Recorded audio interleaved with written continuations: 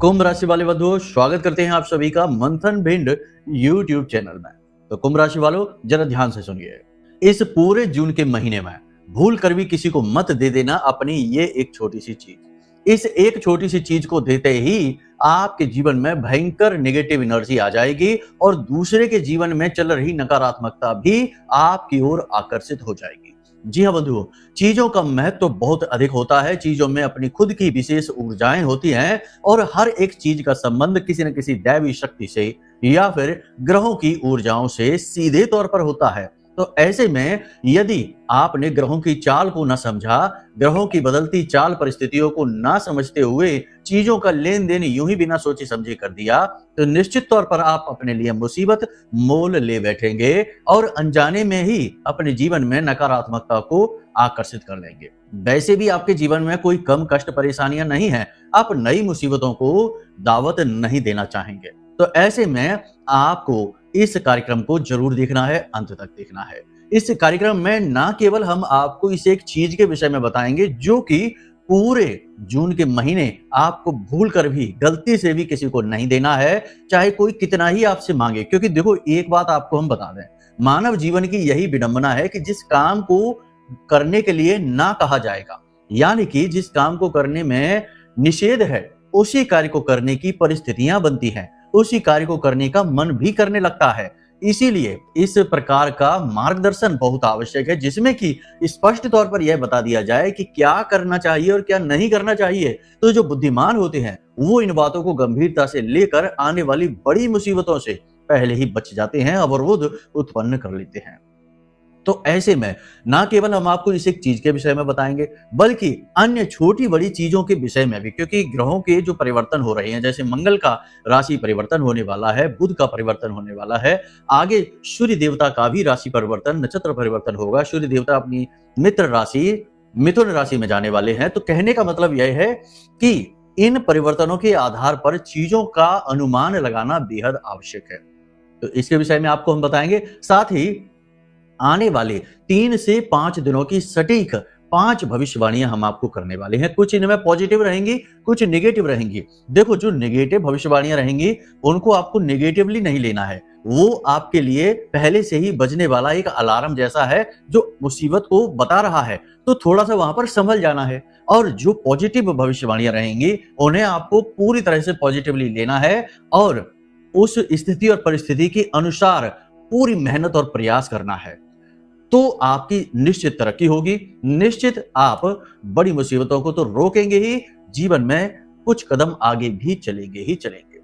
साथ ही साथ कार्यक्रम के अंत में हम आपको बताएंगे एक ऐसी गुप्त विद्या, एक ऐसा महायंत्र। जी हाँ बंधुओं, यंत्र के विषय में बात आज हम करेंगे। देखो, हमारे हिंदू धर्म में 3 चीजों के ऊपर विशेष तौर से जोर दिया गया है, जिनके माध्यम से दैवीय शक्तियों को, देवताओं को जागृत कर लिया जाता है अपने जीवन में और उन्हें अपने जीवन से जोड़कर उनसे मन चाहे परिणाम प्राप्त किए जाते हैं उनकी कृपा के तौर पर। यह किसी प्रकार का कोई वैसा क्रियाकलाप नहीं है नकारात्मक की डराने वाली बात की देवता से काम करा रहे, देवता से कोई काम नहीं करा रहे, दिव्य शक्तियों से कोई काम नहीं करा रहे, केवल उनकी कृपा आशीर्वाद प्राप्त कर लेते हैं इन क्रियाओं के माध्यम से। इनमें यंत्र, मंत्र और तंत्र। तंत्र तो सभी करते हैं। तंत्र का मतलब होता है सिस्टम, जैसे पूजा पाठ, अनुष्ठान, ध्यान वगैरह, ये सारे तंत्र ही हैं।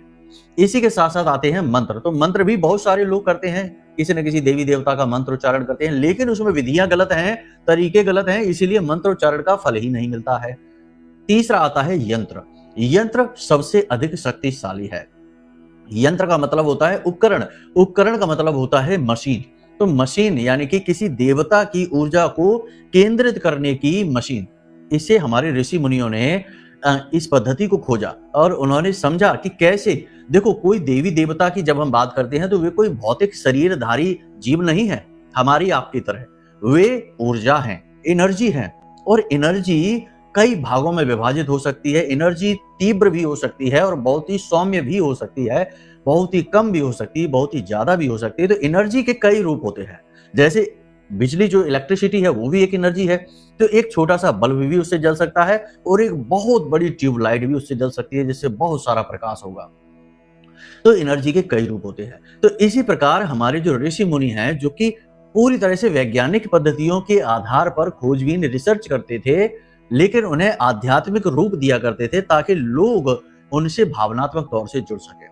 तो उन्होंने यंत्र विधि को खोजा और यंत्रों के माध्यम से दैवी शक्तियों को आकर्षित करके उनकी सबसे जल्दी यानी बड़ी ही तीव्रता के साथ कृपा और आशीर्वाद प्राप्त करने की विधियां खोजी। तो इसी विशेष यंत्र के बारे में हम आपको बताने जा रहे हैं, जिसे आपको अंत तक अवश्य देखना है, यानी अंत में ही उसके विषय में चर्चा करेंगे। उस यंत्र से 3 बड़े काम होंगे आपके जीवन में और कुछ ही दिनों में यानी 2-4 दिन में ही ये काम दिखाई देने शुरू हो जाएंगे। पहला, आपके शत्रुओं का नाश हो जाएगा। कोई भी शत्रु, कैसा भी शत्रु, कहीं भी हो, छुपा हुआ हो, सामने हो, आपके ऊपर वार करने वाला हो, घात करने वाला हो, कैसा भी शत्रु हो, वह शांत हो जाएगा। मतलब कहने का यह है कि उसका अहित नहीं होगा, बस उसका ध्यान आपके ऊपर से हट जाएगा। इसे ही शत्रुनाश कहते हैं। वह अपने जीवन लीला में ही उलझा रह जाएगा। दूसरा, कि आपके जीवन में जो भी निगेटिविटी है, यानी कि कर्जा बहुत है, निगेटिविटी की वजह से ही ये होता है। ग्रह क्लेश है, किसी प्रकार का तंत्र मंत्र है, किसी प्रकार का बंधन है, किसी प्रकार की कोई निगेटिव एनर्जी है जो आपको परेशान कर रही है, वह आपसे दूर भाग जाएगी। और तीसरा, माता रानी माँ लक्ष्मी की, अष्ट लक्ष्मी की विशेष कृपा आपको प्राप्त होगी। माता लक्ष्मी अलग अलग रास्तों से आपके जीवन में प्रवेश करेगी। जी हाँ, बड़े ही सौभाग्यशाली हैं आपकी महामाई की सीधी कृपा आप तक पहुंचेगी इस यंत्र के और विधि के माध्यम से। तो आपको इस कार्यक्रम को अंत तक देखना है, इस यंत्र को समझ लेना है, इसे बनाने की विधि बताएंगे, जागृत करने की विधि बताएंगे और अंत में आपको बताएंगे कि कैसे इसके पूरे के पूरे लाभ, श्रेष्ठतम लाभ आप प्राप्त कर पाएंगे। जी हाँ बंधुओं, तो बस उम्मीद करते हैं कि आप कार्यक्रम को अंत तक अवश्य देखेंगे ताकि आप उस विषय को जान सकें जो गूढ़ है, रहस्यमयी है और बहुत शक्तिशाली है। जी हाँ बंधुओं, तो चलिए अपने मूल विषय को शुरू करते हैं। महामाई को याद करते हुए कमेंट बॉक्स में पूरे भक्ति भाव के साथ लिख डालिए, जय मां भद्रकाली कृपा करो। महामाई निश्चित तौर पर आपके ऊपर कृपा कर चुकी हैं, तभी आप इस कार्यक्रम को देख रहे हैं। तो चलिए, यदि भाव माई के लिए बहुत गहरा है तो एक बार कमेंट बॉक्स में यह भी लिख दीजिए कि मैं भी माई के परिवार का हिस्सा हूं। महामाई निश्चित तौर पर आपके ऊपर कृपा कर रही हैं, आपको अपना लाड़, दुलार और प्रेम दे रही हैं और यह आने वाले समय में आपको स्वयं ही पता चलने वाला है संकेतों के माध्यम से। तो चलिए अपने मूल विषय को शुरू करते हैं। सबसे पहले बात करते हैं 5 बड़ी भविष्यवाणियों की। प्यारे मित्रों, हमारे अत्यंत प्रिय और परम पूज्य अमिताचार्य जी के पास माँ बगलामुखी और माँ भद्रकाली की साधनाओं का वर्षों का अनुभव है और माता रानी की इनके ऊपर पूर्ण कृपा और सिद्धि है। आचार्य जी ने अपने सटीक कुंडली विश्लेषण और श्रेष्ठतम उपायों के माध्यम से हजारों लोगों के जीवन को खुशियों से भरा है। आचार्य जी का कुंडली विश्लेषण और उपाय करवाने का तरीका इतना अद्भुत है कि जीवन के हर एक दुख और कष्ट का कारण जड़ से ही समाप्त हो जाता है। फिर समस्या चाहे जैसी भी हो, कर्जा बहुत बढ़ गया हो, व्यापार चल नहीं रहा हो, बीमारियों में आप बर्बाद हो चुके हो, रिश्तों में प्रेम समाप्त हो चुका हो या फिर नौकरी ही ना मिल रही हो, विवाह में देरी होती हो, कैसी भी समस्या हो, इन समस्याओं का कारण क्या है, कौन सी महादशा परेशान कर रही है, कौन सा दोष लगा हुआ है, सब कुछ आचार्य जी इतना सटीक बताते हैं कि वर्षों वर्ष के दुख कुछ ही दिनों में समाप्त हो जाते हैं।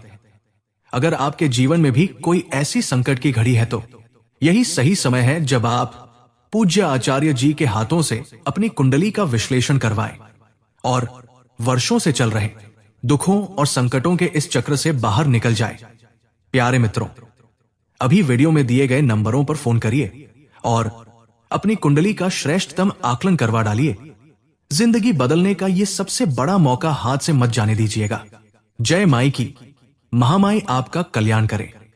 तो सबसे पहली भविष्यवाणी यही रहेगी बंधुओं कि आने वाले 3 से 5 दिनों में आपसे कोई मदद लेने वाला है, रुपए मांगने वाला है, किसी प्रकार की ऐसी सहायता जो आर्थिक तौर पर आपको परेशान कर सकती है, नुकसान पहुंचा सकती है। यानी कोई उधार मांगने वाला आएगा, कोई पैसे मांगने वाला आएगा या फिर किसी प्रकार का कोई आर्थिक खर्च, किसी प्रकार का अचानक आने वाला खर्च आपकी जेब ढीली कर सकता है। तो थोड़ा सा सावधान रहना, किसी की भी मदद करने से पहले 100 बार सोच लेना और उधार यदि कोई मांगने आ रहा है तो जरा सोच समझ लेना कि जो व्यक्ति मांग रहा है उसकी कैसी छवि है, उसने आपके साथ पिछली बार क्या किया था, सोच समझकर। कहने का मतलब यह है कि पैसा अटक जाएगा, फिर आप परेशान हो जाएंगे, आपका तो बजट बिगड़ जाएगा, सामने वाले का कुछ भी नहीं बिगड़ेगा। और जब आप मांगने चलेंगे तो बात भी बिगड़ेगी। तो बेहतर ये होगा कि आप अपना पैसा संभाल कर रखें, विशेष परिस्थितियों में ही किसी को दें, अन्यथा कोई जरूरत नहीं है, अपने बारे में विचार करिए। दूसरी भविष्यवाणी यह है कि आने वाले 3 से 5 दिनों में आप किसी प्रकार की यात्रा पर जा सकते हैं।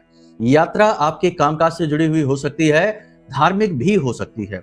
धार्मिक यात्रा है तो सर्वोत्तम रहेगी, लेकिन कामकाज से जुड़ी हुई यात्रा यदि है तो जरूर वैसे तो फलित होगी, कोई समस्या नहीं है, लेकिन स्वास्थ्य को लेकर आपके जीवन में परेशानी आएगी। खान पान को लेकर थोड़ा सा सावधान रहना है, मौसम से भी संभल कर चलना है।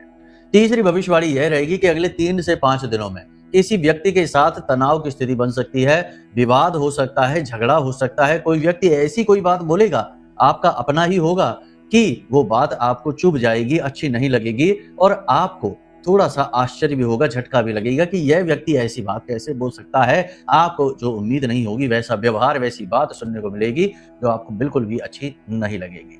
इसी के साथ साथ अगले 3 से 5 दिनों में आप कोई विशेष पूजा पाठ, अनुष्ठान, उपाय, क्रिया कर सकते हैं जो आपको बहुत अधिक फलित होने वाली है। देखिए, समय और काल अच्छा है। हमेशा ऐसा कभी नहीं होता, ये बात एक ध्यान से आप समझ लीजिए कि ना तो 100% पॉजिटिव समय होता है और ना ही 100% नेगेटिव होता है।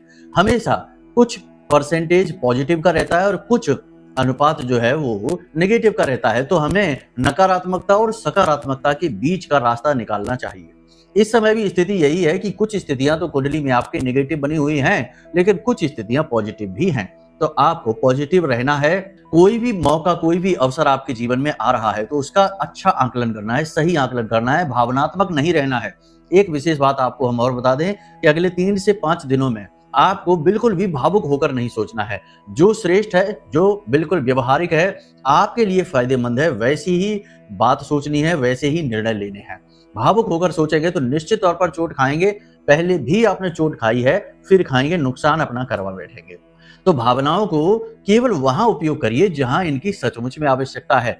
जीवन के हर एक पहलू में, हर निर्णय में यदि भावनाएं ही बीच में लाते रहोगे तो निश्चित तौर पर लोग दुरुपयोग करते रहेंगे, आपका शोषण होता रहेगा। अंत में आपके हाथ कुछ भी नहीं आएगा, आपकी मेहनत के बाद भी आपको कुछ भी फल नहीं मिलेगा। मान सम्मान, इज्जत तो कभी मिलेगी ही नहीं, क्योंकि लोग, बड़ी विचित्र बात है इस संसार की कि जो लोग दूसरों को बहुत सताते हैं, दूसरों के बीच अपना मतलब सीधा करते हैं, उन्हें ही समाज के लोग बड़े ही स्मार्ट कहते हैं, बड़े ही चतुर कहते हैं, बड़े ही कामयाब कहते हैं। हालांकि वे लोग कुछ न कुछ अंदर ही अंदर दुष्ट प्रवृत्ति भी रखते हैं, केवल और केवल अपने बारे में सोचते हैं, स्वार्थी विचारधारा रखते हैं, लेकिन वे कामयाब होते हैं।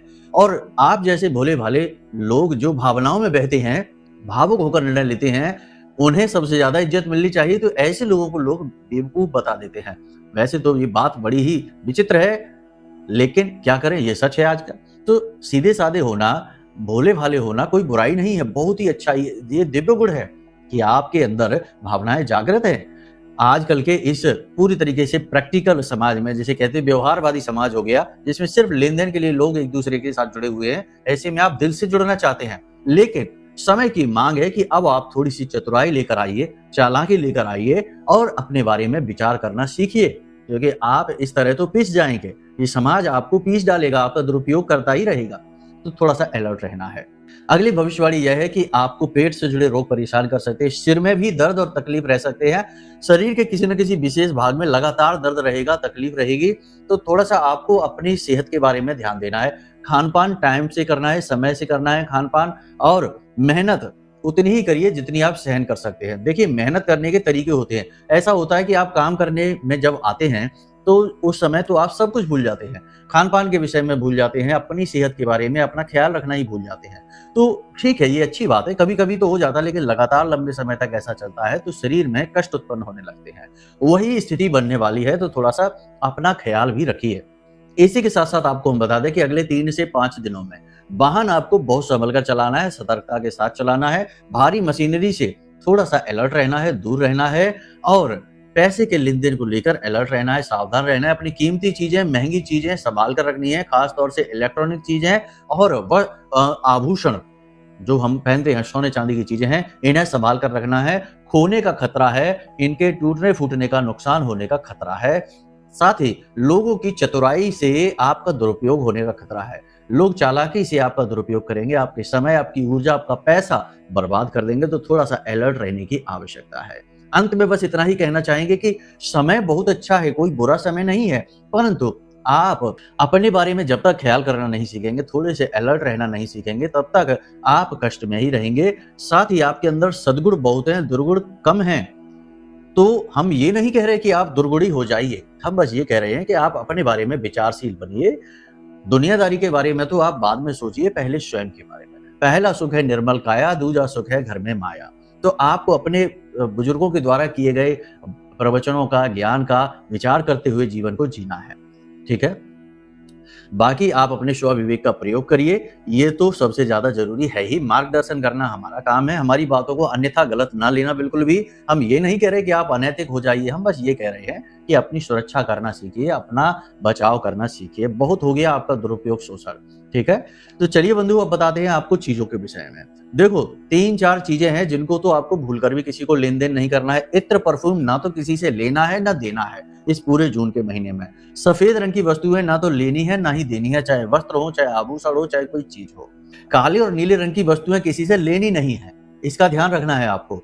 और यदि कोई दे ही रहा है तो उसको बदले में थोड़ा सा कुछ दे दीजिए, 10-20 रुपए का सगुन दे दीजिए। ये बोलकर दीजिए कि देखो ये सगुन है, ये कोई मूल्य नहीं है। सगुन देना हमारा रिवाज है, हमारी परंपरा है, इस तरह से कहकर उसे दे दीजिए, वह मूल्य हो जाता है। उपहार में किसी से कोई भी काले नीले रंग की वस्तु, इलेक्ट्रॉनिक सामान, किसी भी प्रकार का परफ्यूम या फिर किसी भी प्रकार की धर्म से जुड़ी हुई कोई चीज, जैसे मूर्ति है, फोटो है देवी देवताओं की या कोई धार्मिक किताब वगैरह है, ये आपको नहीं लेनी है, किसी भी हालत में नहीं लेनी है। यदि कोई आपको दे ही देता है तो सगुन के कुछ 10-20 रुपए उसको अवश्य दे देना, ये नियम होता है। हमारे बड़े बुजुर्गों ने जो सगुन के रुपए देने का जो नियम बनाया, सगुन का जो नियम बनाया, वो यही तो है। इससे चीजों का दोष समाप्त हो जाता है। मानकर चलते हैं कि किसी ने आपको कोई मोबाइल फोन दे दिया या फिर कोई ऐसी चीज दे दी जो राहु से जुड़ी हुई है, तो राहु के दोष निश्चित तौर पर उसके जीवन में जो है वो आपके जीवन में आएंगे। पापी ग्रह से जुड़ी हुई कोई चीज उसने आपको दे दी तो उसके जीवन में जो उसके दोष चल रहे हैं वे दोष आपके जीवन में आ जाएंगे। लेकिन यदि आपने सगुन दे दिया, सगुन मतलब कि कुछ रुपए, अभी हमने आपको बताया, जैसे आपने वो दे दिया तो उसके दोष वहीं निरस्त हो जाते हैं, क्योंकि फिर आपने उस चीज का जो है विनिमय किया है, यानी कि उसका आपने मूल्य दिया है। और जब मूल्य दे दिया आपने तो फिर वो चीज आपने खरीद ली, वो आपकी हो गई, फिर वो उपहार नहीं है। तो ये आप समझिए कि ये चीजें कैसे काम करती है। बड़ी चतुराई से हमारी जो प्रणाली है, सामाजिक ढांचा है, हमारे जो बड़े बुजुर्ग जो संत महात्मा हुआ करते थे, उन्होंने इसे कितनी खूबसूरती से रचा और गढ़ा। लेकिन आज हम इन चीजों को पुरानी मान्यता कह देते हैं, दकियानूसी बातें कह देते हैं, और फिर हम सब कुछ हासिल करके भी दुखी रहते हैं। जिनके पास धन दौलत रुपए पैसे नहीं है वो तो दुखी हैं ही, लेकिन जिनके पास है भी वो भी सुखी नहीं है। अजीब बात यही है। बड़े बड़े घर मकान, प्रॉपर्टी, धन दौलत सब कुछ है, खूब रिश्ते नाते घर में भरे पड़े हैं, सब तरीके के हैं, लेकिन सब में आपस में टकराव है, मनमुटाव है, एक दूसरे से बात नहीं है, और खुद भी टेंशन के मारे हैं कि भाई नींद भी नहीं ले पा रहे हैं, सो नहीं पा रहे हैं। तो ये स्थितियां इसी वजह से तो है क्योंकि हम अपनी जड़ों से दूर हो गए हैं। अपने शास्त्र, अपने पुराण, अपने वेदों की बातें नहीं समझते हैं। कोई कुछ आकर बताने भी लगे तो हम उसे ढोंगी कह देते हैं, पुरानी जमाने की बातें कह देते हैं। हमारी खुद की ये कमियां हैं, तो इनसे हमें दूरी बनानी है। अब बात करते हैं उस एक चीज की जो आपको भूल कर भी किसी को नहीं देनी है। अपना कोई भी इलेक्ट्रॉनिक सामान, जी हाँ, कोई भी इलेक्ट्रॉनिक सामान किसी को भी भूल कर नहीं देना है। अपनी घड़ी, खासतौर से अपना कैलेंडर, या फिर कोई भी ऐसी इलेक्ट्रॉनिक चीज जैसे मोबाइल वगैरह है, किसी को भी भूल से भी नहीं देना है। देखो, हाथ में किसी के दे दिया, उसने देख दाख लिया, वापस दे दिया, वो एक अलग चीज है, लेकिन उपयोग के लिए किसी को नहीं देनी है। ऐसा करते ही आपका राहु नेगेटिवली एक्टिवेट हो जाएगा, आपको बर्बाद कर देगा। राहु इस समय वैसे भी बहुत ही शक्तिशाली है क्योंकि वो कुंभ राशि में गोचर कर रहा है। कुंभ राशि राहु की भी राशि मानी जाती है, जैसे शनिदेव की राशि है वैसे ही राहु की भी राशि मानी जाती है, और अपनी स्वयं की राशि में राहु का गोचर है, तो यह राहु को बहुत ज्यादा वैसे भी एक्टिवेट करके बैठा है। अब आपने ऐसी गलती कर दी तो ऐसे में राहु नेगेटिवली एक्टिवेट हो जाएगा, तो आपको तुरंत नुकसान देना शुरू कर देगा, पैसे में लॉस दे देगा, व्यापार में घाटा दे देगा, बनते हुए काम बिगाड़ देगा, रिश्ते नातों में अचानक से झगड़ा करवा देगा। नौकरी कर रहे हैं तो नौकरी में आपका डिमोशन हो सकता है, उच्च अधिकारी आपको डांट सकते हैं, नौकरी जा भी सकती है, तो थोड़ा सा अलर्ट रहना है। कोई भी इलेक्ट्रॉनिक सामान, घड़ी, मोबाइल या जो भी कुछ है, किसी को भी नहीं देना है, इसका विशेष ख्याल रखना है पूरे जून के महीने। आगे का क्या रहेगा उसे हम फिर कभी बताएंगे आपको, लेकिन फिलहाल जून के महीने में ये आपको करना है। अब बात करते हैं इस यंत्र की। तो देखो, हमने आपको बताया था, जो शुरुआत में बताया था कि बहुत ही शक्तिशाली यंत्र है, इसे बीसा यंत्र कहते हैं। बीसा यंत्र का मतलब होता है कि इसमें कम से कम 20 देवी देवताओं की शक्ति समाहित होती है।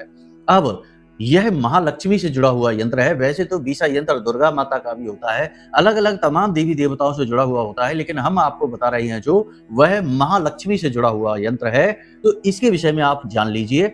इस यंत्र को आपको शुक्रवार के दिन बनाना है। यंत्र को बनाने के लिए आपको भोजपत्र का कागज चाहिए, अनार की कलम चाहिए, अष्टगंध की स्याही चाहिए और एक लाल रंग की पेन भी आपको चाहिए। ठीक है, इतनी चीजें आपने इकट्ठी कर ली हैं। अब इस यंत्र को बनाने की विधि क्या है, तरीके क्या है, उससे पहले आप समझ लीजिए कि प्रसाद चाहिए, क्योंकि रात में आप माई की पूजा करेंगे, माँ लक्ष्मी की पूजा करेंगे, आवाहन करेंगे। तो पूजा के लिए पंचोपचार सामग्री यानी कि लाल रंग के पुष्प चाहिए और गंध के लिए आप इत्र वगैरह ले सकते हैं, गुलाब का इत्र ले सकते हैं और माई को चढ़ाने के लिए लाल रंग की चुनरी वगैरह सारी ले सकते हैं। ये सारी सामग्री और एक नारियल आपको लेना है। अब आपको क्या करना है, रात्रि के समय यानी कि 8-9 बजे के आसपास अपने पूजा घर में स्नान आदि करने के बाद जाना है और माई की स्थापना करनी है। यानी कि आप पूजा घर में माई की, जो माता लक्ष्मी की भगवान नारायण के साथ जो तस्वीर है, उस तस्वीर की आपको पूजा करनी है। तो आपको माई के सामने प्रसाद रखना है, जल समर्पित करना है, एक यानी जल का पात्र रख देना है, प्रसाद वगैरह है, दीपक जलाना है। सारी चीजें पंचोपचार की जो विधि है, विधि विधान के साथ में आप जैसे रोज करते हैं वैसे ही करना है पूजा आपको। अब एक नारियल जिसमें चुनरी आप लपेटेंगे, लाल धागा यानी कलावा लपेटेंगे, उसको लपेटने से पहले उस नारियल के ऊपर श्रीम जरूर लिख देना और उसके बाद नारियल लपेटकर और इसे अपने पूजा घर में रख लेना। यह माई का स्वरूप बनकर, माता लक्ष्मी का स्वरूप बनकर विराजमान हो जाएगा। अब नारियल का जो मुख होगा वह अपनी ओर रखना, आप अपनी ओर रखना, उसे ऊपर की ओर ना रख देना। बहुत से लोग खड़ा नारियल रख देते हैं, ये गलत होता है। यह नारियल का जो मुख यानी जटाएं जो समाप्त होती है वो इधर उधर का नहीं होनी चाहिए, उसका मुख अपनी ओर, आपकी ओर होना चाहिए जहां आप बैठकर पूजा कर रहे हैं। नारियल आपने अपने पूजा घर में स्थापित कर दिया माई का स्वरूप मानकर। अब आप माई से निवेदन करिए कि माता रानी, माँ लक्ष्मी, हम आपकी कृपा प्राप्त करने के लिए यह यंत्र बना रहे हैं, आप इसमें सहयोगी बनिए और अपनी कृपा हमें दीजिए, हमें आपकी आवश्यकता है, कृपा की आवश्यकता है। इस प्रकार निवेदन करने के बाद आप भोजपत्र का जो कागज है, यंत्र वीडियो में आपको दिखाई दे रहा है, इसी के अनुसार इसका स्क्रीनशॉट ले लो आप। ठीक इसी के अनुसार आप इस यंत्र को बनाना शुरू करेंगे। इसी प्रकार से आप एक चौकोर आकृति और उसके अंदर एक आप षटकोण जैसा बना देंगे और उसके 4 कोनों पर आप चतुर्भुज बनाएंगे और उनमें आप विशेष अंक लिखेंगे। अंकों में आपने देख ही लिया है, जो आपको फोटो दिख रहा है, उस फोटो में आप देख ही रहे हैं कि इसके बीचों बीच में आपको 3 लिखना है। फिर जो अंक जिस प्रकार से आपको बताए गए हैं, जैसे कि 7 है, 9 है, 8 है, 10 है, इसी प्रकार से आपको ये अंक लिख देने हैं और इन्हीं अंकों के आधार पर आपको नीचे, यानी कि इसके नीचे जो यंत्र आपने लिखा है, इसके नीचे जैसे ये मंत्र लिखा हुआ है, ऐसे ही आपको लाल रंग की पेन से ये मंत्र लिख देना है। मंत्र हम आपको बोलकर भी बता देते हैं। ओम ह्रीम श्रीम क्लीम महालक्ष्मी नमः। इस प्रकार से आपको ये मंत्र भी लिख देना है। तो ये आपका बीसा यंत्र पूर्ण हो जाता है। अब इस बीसा यंत्र को आपको सफेद कागज में, ऊपर नीचे सफेद कागज में रखकर और माता लक्ष्मी की फोटो जो है उसके नीचे रख देना है, यानी माई के चरणों में रख देना है और माई से प्रार्थना करनी है कि माई आप हमारे ऊपर कृपा करें, हमारे जीवन से दुख तकलीफ दर्द समाप्त करें। और इस यंत्र को आप जब रख दें शुक्रवार के दिन, तो एक छोटी सी क्रिया और है जो हम आपको बताना भूल गए कि शुक्रवार के दिन सुबह के समय आप छोटी 5, 7, 9 कन्याओं को, जो 9 वर्ष की से कम उम्र की हो, ऐसी कन्याओं को मीठी खीर अवश्य खिला दें। यानी कि इसको कन्या को भोजन कराने से शुक्र की कृपा प्राप्त होती है, माता लक्ष्मी की विशेष कृपा प्राप्त होती है और आपके द्वारा किया गया कार्य सिद्ध हो जाता है। तो कन्याओं की संख्या आप हमने आपको बता दिया है कि 5, 7, 9, 11 इस प्रकार से ही रख सकते हैं, जैसी भी आपके पास व्यवस्था हो। तो कन्याओं को मीठी खीर खिलाएं और उन्हें सफेद रंग का एक रुमाल उपहार में, गिफ्ट में जरूर दे दें। उसके बाद रात्रि के समय इस बीसा यंत्र को बना लें और इसे माई के चरणों में स्थापित कर दें। बस इतना सा आपको करना है, आपका उद्धार हो जाएगा। माता लक्ष्मी, अष्टलक्ष्मी आपके जीवन में प्रवेश कर जाएंगी और धीरे धीरे आपकी धन की उन्नति होने लगेगी। पैसे को लेकर संकट परेशानियां जो हैं दूर होने शुरू हो जाएंगे। बाकी हमने आपको 5-7 दिन की जो भविष्यवाणियां बताई हैं, उन पर आप विशेष ध्यान रखिए। अब यदि आपके जीवन में कोई विशेष परेशानी है, कष्ट है, जिससे आपको छुटकारा ही नहीं मिल पा रहा, लाख प्रयास करने के बाद भी, तो हम आपसे कहेंगे कि आप अपनी कुंडली का विश्लेषण करा लें। वीडियो में नंबर दिए गए हैं, इन नंबरों पर फोन करिए और जानकारी दीजिए। छोटी सी दक्षिणा के बाद कुंडली का विश्लेषण करा लीजिए। हम स्वयं आपकी कुंडली का विश्लेषण करेंगे और आपके जीवन में क्या चल रहा है, क्यों कष्ट हैं, कौन सी योग युतियां हैं, कौन सी नकारात्मकताएं हैं जिनसे बाधाएं आ रही हैं, इनके विषय में पूर्ण ज्ञान दे देंगे और सटीक उपाय भी दे देंगे, जिससे 100% समाधान आपको प्राप्त हो जाएंगे। हजारों लोगों को मिले हैं तो आपको भी मिलेंगे, आप कोई अलग तो है नहीं। तो चलिए बंधु, आज के इस कार्यक्रम को यहीं पर विराम देते हैं। हमेशा हंसते रहिए, मुस्कुराते रहिए, सकारात्मक रहिए, महामाई पर अपनी आस्था और विश्वास बनाकर रखिए, क्योंकि आपका उद्धार तो वहीं से होना है। तो प्रेम से बोलिए जय माई की। हमारे प्रिय और परम पूज्य आचार्य जी ने अपनी साधनाओं के अनुभवों पर आधारित शक्तिशाली उपाय और क्रियाओं के माध्यम से हजारों लोगों के जीवन को पूरी तरह से बदला है। आचार्य जी के द्वारा बताया गया हर एक उपाय इतना सटीक और कारगर होता है कि जो भी इसे पूरे भाव के साथ कर लेता है, उसे साक्षात महामाई की कृपा और आशीर्वाद प्राप्त हो जाती है। इसलिए निसंकोच इन उपायों को पूरे भाव के साथ करिए, आपका कल्याण होगा। जय माई की।